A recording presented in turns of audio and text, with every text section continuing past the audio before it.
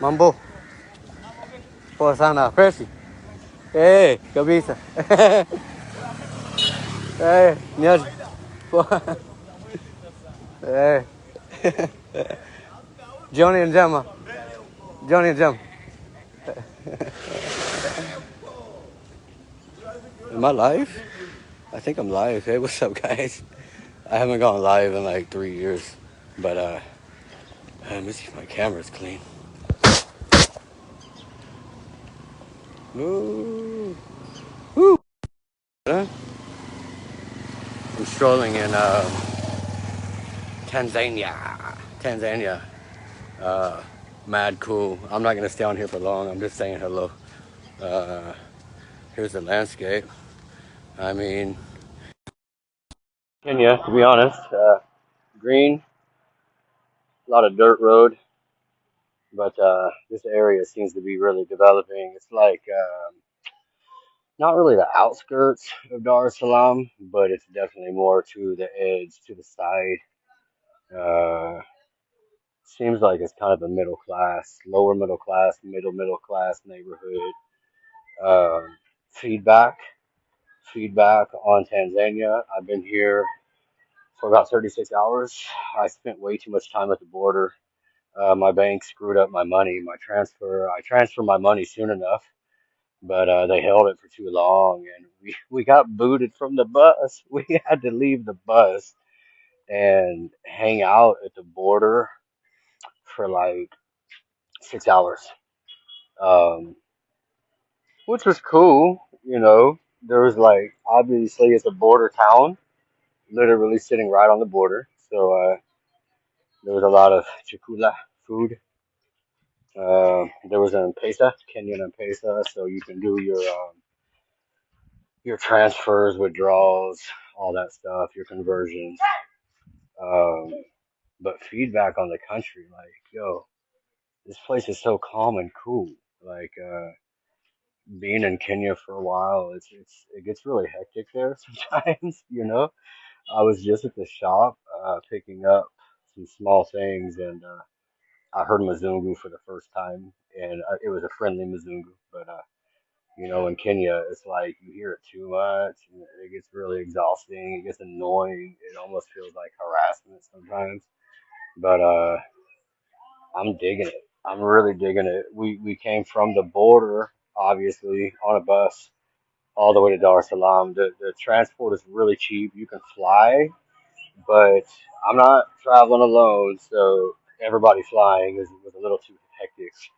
But I've always enjoyed the buses, just for the sake that I can see where I'm going. And it's a really beautiful country. It's a ton of farmland, very tropical. Um, the roadside, the roadside place we all stopped, like right before reaching here, was freaking amazing. Like, talk about a vlogger's dream. I haven't vlogged anything, not a thing. You know, some years ago, after spending so much of my last 15 years photographing and documenting everything, a few years back, I just decided to start living. I mean, honestly, even my first time in Kenya, I was doing photographs, but I wasn't photographing every last thing I ever saw because I don't want to live my life behind a camera. I just want to like be in the moment and like kind of feel what I'm experiencing. You know, to smell it with the focus of my nose instead of like the focus of a lens. You know, I don't want to always be hiding behind a camera and living through a lens. You know, it's different whenever you're poking your eyes through a camera, documenting something that you're experiencing for the first time. Um, so for that reason, this is my first time in Tanzania. I've chosen to not take out my camera for anything yet. Tomorrow, maybe, if I get time, Friday, if I get time, we're not going to be here that long. We're really just here for an embassy appointment. Um, but Tanzania's on my to-do list now. I lost sight of Tanzania for a while because you get so engulfed in Kenyan life and navigating that and balancing that and taking care of your responsibilities. Um, but I'm really glad I came, and I'm excited to be able to come back and explore. There's crazy history in this country too. Crazy history. But let me go back to like general feedback, and I'm going to get off this line already. It's a very friendly country, and people are very calm and cool. You need to know Swahili better because there's not a lot of English, kizungu, as they say in Swahili. The food is amazing. I just ordered another uh, grilled chicken because the first half chicken was so amazing. I wanted to eat it all in like 10 minutes. Um, and now the prayer call has come. It's also Ramadan too, so you're gonna hear the prayers from day to day, Ramadan or not. But it's Ramadan right now, so there's another dynamic happening all around. Um, Cost of living, I don't know. I haven't experienced it deeply enough, but my Airbnb is a really small but very efficient one bedroom, and it's super clean. Let me tell you, in Kenya they use fake paint on everything. If your 3-year old wipes chocolate on the wall in Kenya and you go to wipe it off, the paint comes off with it, and now there's a big ugly spot on the wall. The paint here is real, so my daughter wiped chocolate on the wall the other day or earlier this afternoon, and whenever we wiped it off, it came right off, and the paint didn't come off with it. And there was a bit of a wet spot on the wall, so I'm like, damn it, let me keep an eye on this wall because we don't disrespect people's places. Like, the American slogan. I don't know what other nations have slogans, but we have a slogan that you leave things the way you found them, right? So I'm watching that spot on the wall, and it dried up within like 5, 10 minutes, and you can't tell that she wiped chocolate on the wall. So I think it's super cool that people are at least using some real paint, at least in some of the properties here. It's the little things that count. So our Airbnb is like $85 for 3 nights. Has good water pressure, really good shower that I don't want to get out of. A good fridge that works well. Everything's very functional. They're gonna get a really good review. Um, and I'm right outside of my Airbnb on this little unfinished road. Super normal. It's probably shocking the first time you ever see these things, the first time you ever come to this continent. But anybody that knows that I've been around. I've been coming around for like going on my 8th year. Next year will be 8 years since I first came. It's so beautiful though. I've always said I don't care about walking on the dust as long as I'm free. You know what I mean? But nonetheless, I can't wait till all of these nations get their roads paved or bricked. A lot of them do the bricks like old school America, and I'm cool with that because it looks really nice.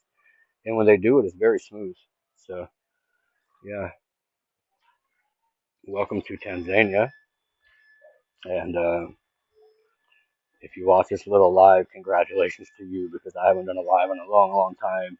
But you guys should expect to start seeing a lot more of these. I'm just doing this one on Facebook, but I'm going to start doing some more official lives from my office. I'm going to stream them through StreamYard, so you'll be able to catch me on Facebook, LinkedIn. I think I'll do LinkedIn and maybe Twitter. I'm not using the X thing, Twitter. If they allow me to use TikTok, I'll definitely be blasting through TikTok, and then of course YouTube. Anybody that really digs my journey, Facebook's a great place to follow me, but I'm really feeding the algorithm on Facebook right now because if it wasn't for one strike on my account for a violent video I posted, I was posting it for awareness and of course views, but awareness. Like if, if you guys could see this video that I have possession of, it would change your world. Like what you think you know, what you don't know, what you now know. Um, but anyway, I got a strike from that video and it falls off in May. If it wasn't for that strike, I'd be getting paid through YouTube right now. Not YouTube, Facebook. So I'm feeding the algorithm heavily right now because I'm getting like 500K views per month on my Facebook page. And I know I'm posting a lot of political stuff and socially, politically themed memes. If I posted it, I did mean it. I did mean it, not didn't. I did. If it hurts your feelings, I'm sorry. I've lost a lot of followers in the last month, but I've gained even more than I've lost, and I'm all about it because just like I told YouTube the other day, I'm not on the internet to like make everybody be my buddy. Um, if anybody knew me like 25, 20, 18, 15 years ago, I was all about peace and love, man. Peace and love, man. I wanted everybody to just get along, you know, but I was kind of new in the game and hadn't realized like how deep tribalism goes, and like a lot of people don't really want peace, you know. Hey, Nyajibo, Mambo. Uh, I just use Nairobi slang on that guy. It's like a reflex. They don't know Nyaje here.